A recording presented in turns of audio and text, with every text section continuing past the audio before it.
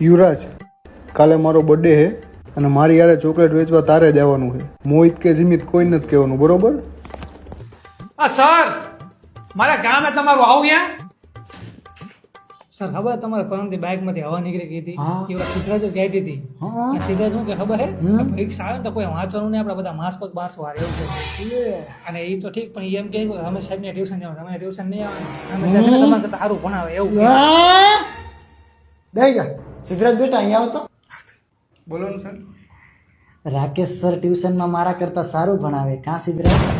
ના સર, એવું કઈ નથી. પંચર ખીલીથી સારું પડે કે કાંટાથી? સર મને શું ખબર એ હવે. એમ ગણિતના વિષયનું પેપર હોય ત્યારે વાંચવાનું નહીં, ક્લાસ બંક કરવાની બહુ મજા આવે શું છે સિદ્ધરાજ? સિદ્ધરાજ છે? એ તું ભણવાનું ધ્યાન દે. અહીંયા જો તું, અહીંયા જો. મોહિત સામે શું જોવે છે તું? કોણ છે? કોણ છે?